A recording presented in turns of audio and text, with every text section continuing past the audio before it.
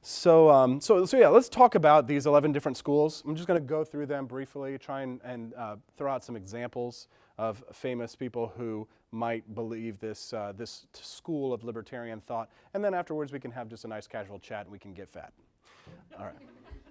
So the first school, probably the most famous school of libertarianism, or at least the one that's the most controversial, the one that is like the sexiest school of libertarianism, school of thought, is Anarcocapitalism. Which is a school of anarchy. Now, there are lots of different types of anarchy, but the two major schools of anarchy that exist in the United States lie on sort of separate ends of the spectrum. One is anarcho-capitalism and the other one is anarcho-communism. Communists quite frequently call themselves anarchists simply because they would believe that once they abolish the state completely, that they will have a classless society and that classless society will be governed democratically. Anarcho-capitalists say, once we abolish the state, we replace it with nothing, no democracy, don't tell me what to do, and it's my life, and I can do with it as I please. They basically believe that governments monopolize services that would be better left to corporations. So if you guys know Ron Swanson, right, rather than a park where you can go to for free, you drop in a token like Chuck E. Cheese, you go for a walk, right? Drop in another token, look at a duck. So, essentially anarcho-capitalism would fully privatize public services, things like police, fire, courts, military. In some of those things, I actually agree with them. I think that some of these things can be privatized. In fact, quite a few of these public services, quote unquote, are privatized. People like to laugh at anarcho-capitalists, and I'm not one, but they do poke fun at anarcho-capitalists saying, oh, private police, ha ha ha. Well, what are you going to do? You're going to have to pay the officer $10,000 to have him show up and protect you? Well, no, first of all, we think that that's what the Second Amendment is for, but when it comes to privatizing police services, there's private security everywhere. There's probably private security on this campus. Corporations hire private security. I worked at Fox News. They had private security. So that's essentially private police. Now, they don't have the authority to put you in jail. They might have the authority to put you in a lockup for a short time. But anarcho-capitalists do believe in abolishing these public services entirely, including fire departments. And again, even though I'm not an anarchist, I do like to play devil's advocate sometimes for them and say that fire services were mostly privatized until the turn of the 20th century. We had private fire departments. Actually, how it worked was it was fire insurance. You paid fire insurance, and everybody in the community paid collectively into a fire insurance pool. And unfortunately, there were times, however, when a fire would start, and if someone hadn't paid into the fire insurance pool, then they would be charged, right? If their house was on fire, the fire company at the time, which was a true company, would require them to pay a fee. So some famous, the centerpiece of anarcho-capitalist philosophy, and some libertarians would argue minarchist philosophy, is the most controversial, to me, the controversial philosophy, which is a difficult subject because this is where I become a heretic to libertarians. But it's the foundational principle of anarcho-capitalism, which is called the non-aggression principle. We call it the NAP. And people are like, Austin, why do you hate NAPs? And I'm like, no, I love NAPs, but I sort of don't like the NAP. But I want to make sure that I represent it to you as objectively as possible. The non-aggression principle, which again libertarians believe is foundational, is the concept essentially of do no harm. That it's sort of like the golden rule. Basically, that you don't have the right to initiate force against someone unless force has been initiated against you. And that is it is the foundational principle of the Libertarian Party in many ways. The Libertarian Party actually requires you to join to sign a pledge that you support the foundational principle, which is the non-aggression principle. Fundamentally, and this is just my opinion, and very few libertarians agree with me, I have to admit, foundationally I believe that the problems of the non-aggression principle lie in the problems of pollution. Right? So if you never have the right to initiate force or to harm someone else's private property, if you drive a car or you drive a truck, or even if you take public transportation, if that pollutes, essentially you're violating someone else's property rights, right? Just like if you're smoking and you blow secondhand smoke in their face. One of the most extreme examples would have been what Murray Rothbard, who was probably the modern brilliant mind who founded the anarcho-capitalist school, was that if you consider the initiation of force to be the only evil, which government, of course, is an initiation of force in some sense, right? You are imposing your will on others. Then what about the concept of neglect? Now, this is sort of why I parted ways with anarcho-capitalists and considered myself what I'll describe later as a minarchist. But the concept was that if you have a let's play a thought exercise. This will make this more fun. How about this? Let's take someone out of the audience at random. What's your name, sir? Spencer? Okay, Spencer. If you walk past a homeless person on the street and that person is starving to death and they ask you for food, if you don't feed them, have you committed a crime?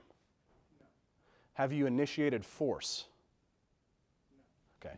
If you have a child and it's your child and you, through neglect, allow your child to starve to death, have you committed a crime?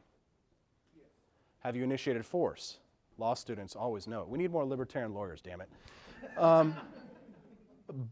Exactly, and therein lies the problem, because the anarcho-capitalists arguing for the non-aggression principle must therein deal with the concept of the implicit contract, which many of you probably understand, implicit contracts, right? If you have a child and it's your child, then you have an implicit contract with that child to take care of it, right? Not to allow it to starve to death. But allowing it to starve to death is not an initiation of force, as we just learned from Spencer. It is merely neglect. So that's why I part ways with the non-aggression principle, because plenty of anarcho-capitalists have said government is a greater evil than parents who would starve their children to death. Okay, yes, the governments do kill millions of people, but I still think that if you starve your child to death, it should be a crime punishable by jail. So I know famous anarcho-capitalists, again, Murray Rothbard and Lew Rockwell and others, and it is intrinsically a libertarian philosophy. The next type of libertarianism is one which can be associated with leftism as well. It's civil libertarianism. So if you're a civil libertarian, that means that you think that the government should not pass laws that restrict, oppress, or selectively fail to protect people in their day-to-day lives. Now, the best definition of this may be, you're all law students, Justice Oliver Wendell Holmes, who said that a man's right to swing his fist ends where my nose begins. In the United States, the American Civil Liberties Union, the ACLU, represents the interest of civil libertarians, and a civil libertarian may or may not be a fiscal libertarian, right? So you may be someone who believes in civil rights or civil liberties, but you don't believe in economic liberties. And a couple of juxtaposed examples of this would be Martin Luther King, who was very much a civil libertarian, but who was not a fiscal libertarian, and Edward Snowden, who is very much a civil libertarian, but who is also a fiscal libertarian. And nowadays, the modern context of libertarianism, that's what people think of when they think of a libertarian. They think someone who is also fiscally conservative or fiscally libertarian, as well as civilly libertarian when it comes to civil rights. I don't like to call it fiscally conservative, because conservatives really aren't that fiscally conservative anymore. We should just call it fiscally libertarian. Classical liberalism. Classical liberals, you can find this being bandied about quite frequently these days. I just completed an interview with a gentleman by the name of Dave Rubin. Anybody here know the Rubin Report online? Fan of his on YouTube. He's a former liberal, used to work for the Young Turks, and then got run out on a rail because he didn't buy into their commie BS. Classical liberals, they agree with the Declaration of Independence that all people have basic human rights and that the sole legitimate function of government is to protect those rights. Most of the Founding Fathers and most of the European philosophers who influenced them, people like John Locke, were classical liberals. But however, classical liberals, and especially in modern contexts, can believe in a social safety net of some sorts. And some examples of that might be Gary Johnson.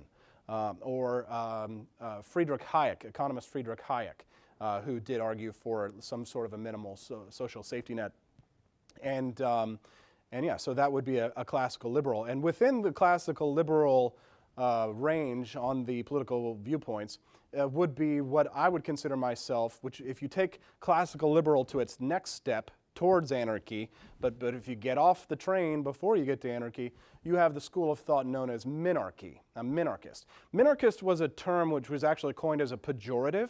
It was meant to be a slight, because in the 1970s, a gentleman by the name of Robert Nozick wrote a book, which is a fantastic book you should all read. It's called Anarchy, State, and Utopia. And in it, he described the ideal minimal state, which would not include social safety nets. So a minarchist could be a classical liberal, but it would be someone who wouldn't believe in social welfare programs. So that would be a minarchist. A minarchist would exist between classical liberalism and get off before you go all, privatize the fire departments and anarchy. The next one, fiscal libertarians, also known as laissez-faire capitalists. And as we all know, the only fair is laissez-faire.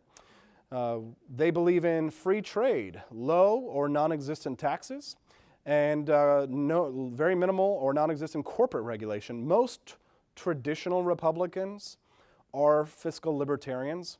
Some examples of that would be Ted Cruz, Mike Lee, and Rand Paul, fiscal libertarians. And doesn't have anything to do with your social viewpoints, right? You can be completely socially liberal, or you can be completely socially conservative.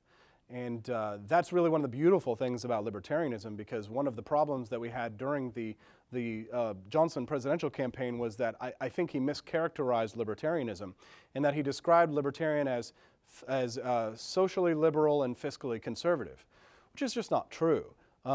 Although I myself am a social liberal and a fiscal conservative, there are lots of Christian libertarians. And that what it really means to be a libertarian, in a sense, in a broad sense, is that you get to choose which values you have for your own life. You can choose your religion, or you can choose no religion. And that's, you can be a libertine, or you can be a Quaker. You can be a Amish or a Mennonite. And that's what it makes libertarianism very difficult to sell, because it's very difficult to define, because people look at Gary Johnson and they think this is libertarianism, but it's just not true. It encompasses a wide variety of viewpoints. Essentially, the thing that we agree on the most is that we don't take our values and use the government to force them on others.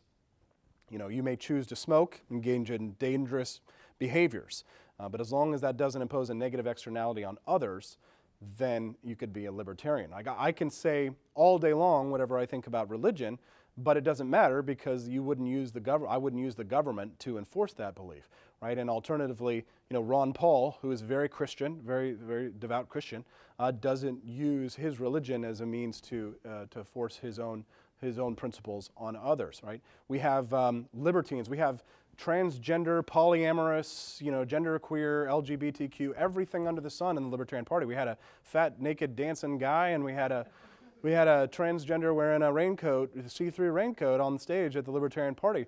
But the difference between the liberal LGBT activist and the libertarian LGBT activist is that the libertarian LGBT activist isn't going to use the government to force you to create a separate bathroom, right? So it's a difficult subject, but the libertarianism boiled down to those concepts is what has created such a broad movement in the United States. Now, this is a school of libertarian thought that a lot of people don't know about. It's not very widely publicized. It's not very talked about. It's not very popular, but it is one that is a sincere school of thought.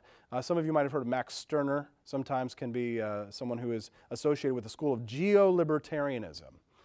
Geolibertarianism, they're often called one-taxers, and what that means are that fiscal libertarians, that they essentially believe that land can never be owned, and that they would want to abolish income taxes, sales taxes, in favor of one single land rental tax, which could be used to support collective interests such as the military or defense or whatever, and that how that's spent would be determined through democratic processes. Thomas Paine was an example of someone who was a one-taxer or a geo-libertarian. I mean, it's the argument that they make, and again, this is not a defense of that argument, this is just an explanation of it, The argument that the geolibertarians make simply is that land is one of the only resources that if you control land, you can deny others the use of it. Right? So in the economy, most of economics is not a zero-sum game. If I buy an Xbox, you can have an Xbox. Right? If I eat a Fatty's pizza, you can have a Fatty's pizza. But land is one of the only things that if I own it, I can deny you the use of it, and it can impose a cost on the community, according to the geolibertarians. So their argument is, let's get rid of all of these other taxes, and let's just have one simple land rental tax, which we already have. We have a property tax right now. So what geolibertarians would say is, get rid of all the other taxes, just pay your property taxes, and that would be the only tax that we would have. Not a very widely publicized, and certainly not popular at all in libertarian circles, where no tax is a good tax. Now, another very unpopular school of libertarianism, but one which I feel I must bring up, is called libertarian socialism. And now I just lost my entire fan base. But libertarian socialism would agree with anarcho-capitalists that government is a monopoly and it should be abolished. But they essentially believe that nations should be ruled instead by what we call work-share cooperatives and labor unions instead of corporations. And probably the most famous example of this would be Noam Chomsky.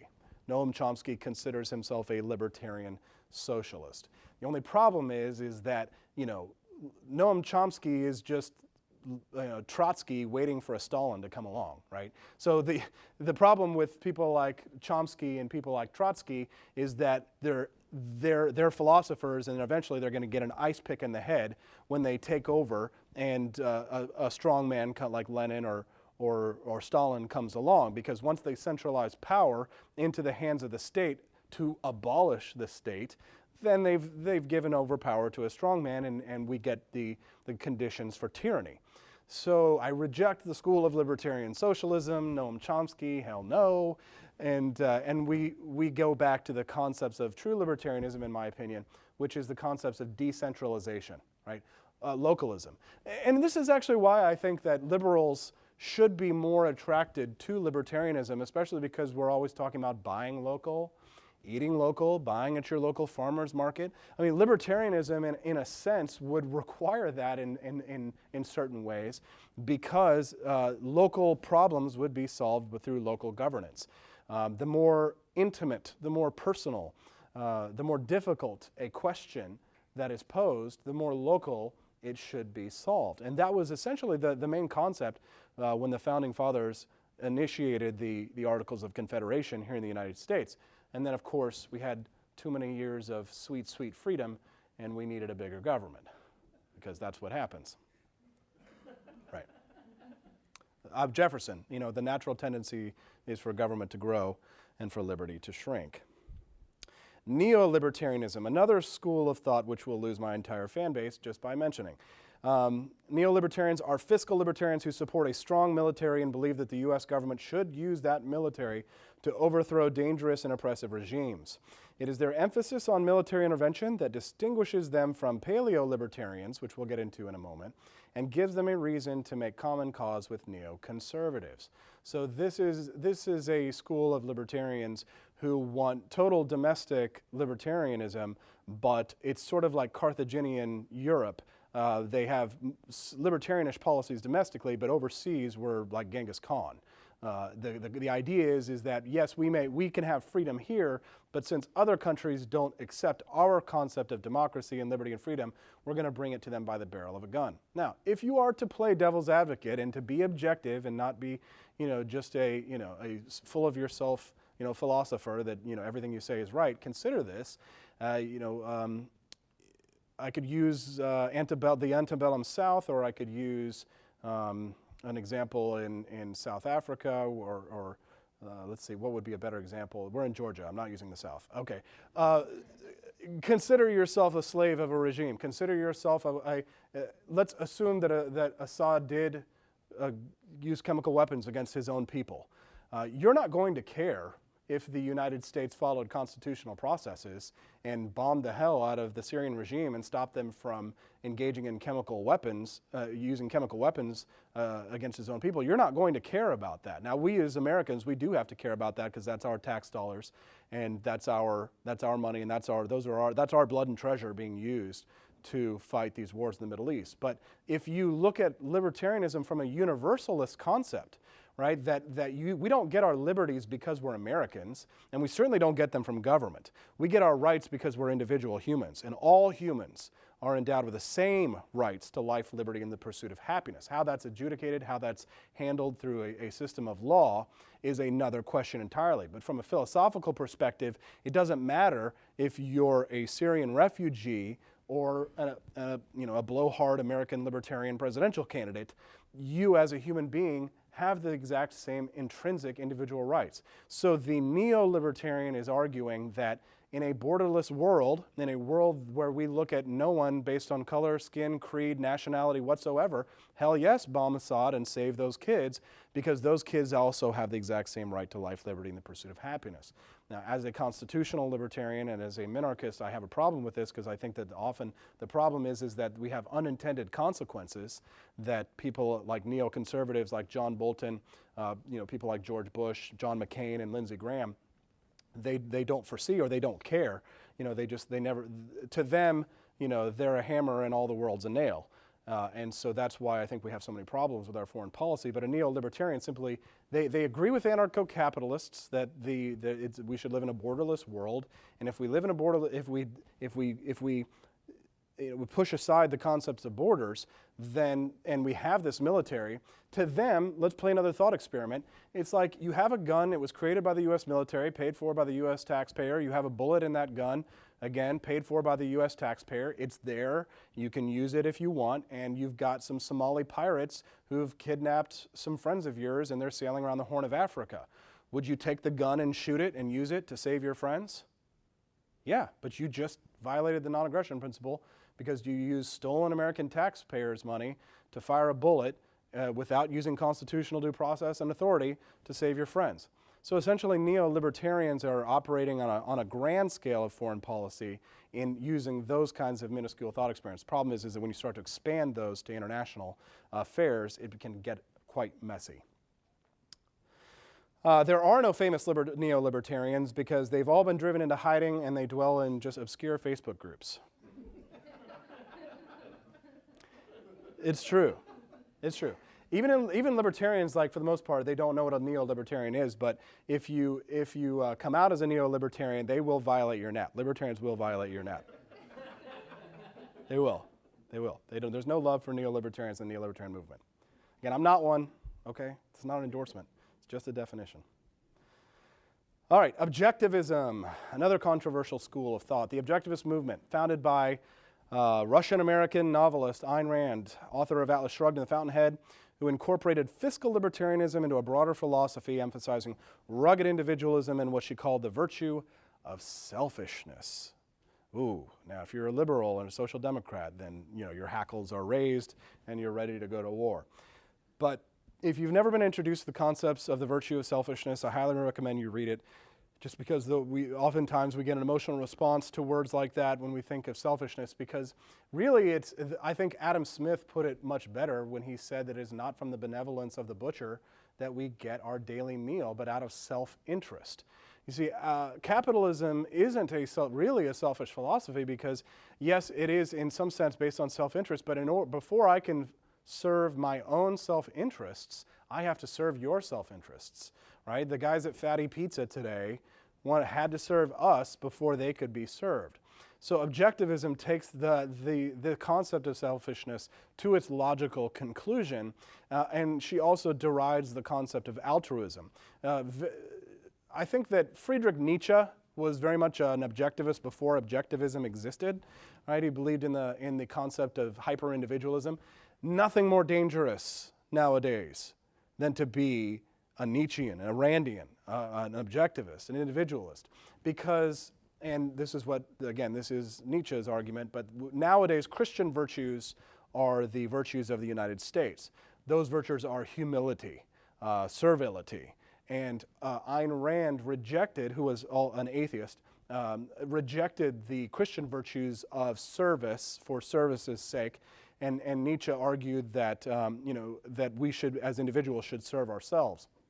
But Christianity came along and instilled in us a sense of virtue which is opposed to selfishness in many ways, right? Do unto others as you would have them do unto you, render unto Caesar. So in many ways, I was raised in a Christian church. I've read the Bible 6 times, and humility was a very important virtue that I was taught growing up in school.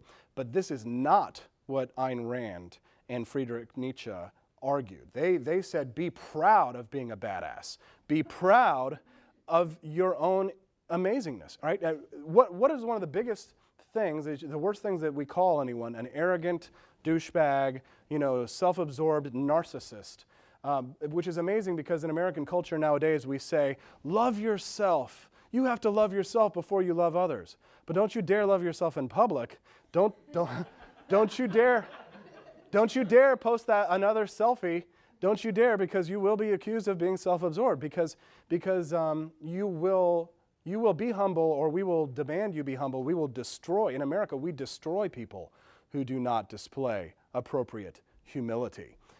People want you to be humble more than they want you to be kind, simply because we all, I think in some ways it's hypocritical, because we all want to be proud of ourselves and to parade our victories in front of everyone.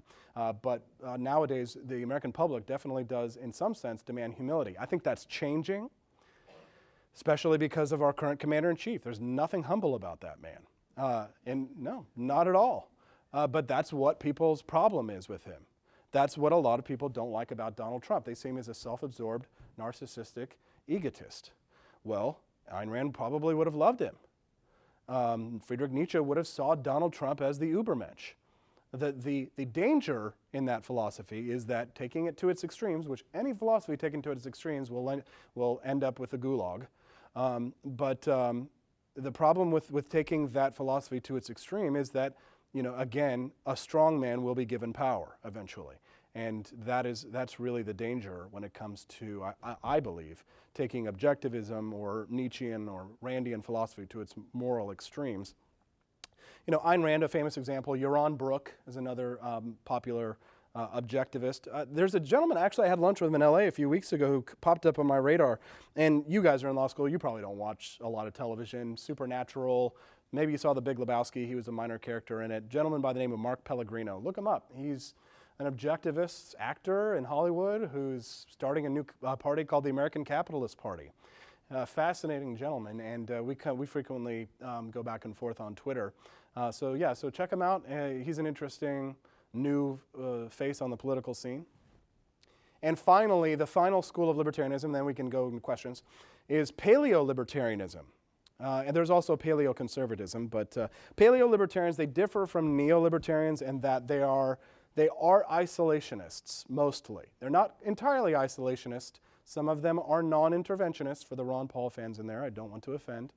But they believe that the United States should not become entangled in international affairs. They tend to be suspicious of international coalitions such as the United Nations, liberal immigration policies, or libertarian immigration policies, you might call them, and other potential threats to cultural stability. So a paleo-libertarian is someone who is concerned about the stability of the culture. Some examples of this would be Ron Paul, people like Pat Buchanan and Murray Rothbard. Now, Ron Paul did not like to be called an isolationist, and because he was very much for free trade. And Murray Rothbard, who founded the school of anarcho-capitalism later in his life, began to flirt with what they called the paleo strategy and hung out with paleo-conservatives. They had a strategy, they called it the paleo strategy, and this is their words, not mine, but that they wanted to cater to racist rednecks as a means to grow the liberty movement, because they saw that the interests of libertarians and of paleo conservatives and paleo libertarians were aligned, and we did get in a lot of trouble for that during the presidential campaigns. But a paleo-libertarian is going to be someone who is concerned about the culture. They're going to be concerned about the borders. They're going to be concerned about letting them immigrants and Mexicans take the jobs that they don't want to do. I mean, I'm very much a libertarian when it comes to immigration. I think that I agree with the neo-libertarians in the sense that all humans deserve the same right to life, liberty, and the pursuit of happiness. Constitutionally, the government has power over naturalization, but the Constitution doesn't say anything about immigration. We have, as you guys well know, we've had plenty of court cases that have affirmed the government does have power over immigration.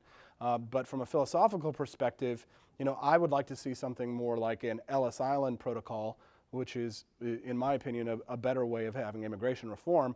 But paleo-libertarians are concerned with the state of American culture. They do not want too many immigrants coming. Actually, Ron Paul was very much a hawk when it came to border positions. If you take a look at his policies when he ran for Congress, I mean, you probably can't get elected as a Republican unless you're Lindsey Graham or Marco Rubio in some ways. You probably can't get elected as a Republican, especially in Texas, without some sort of a firm border policy that is restrictionist and one that would be, build a wall.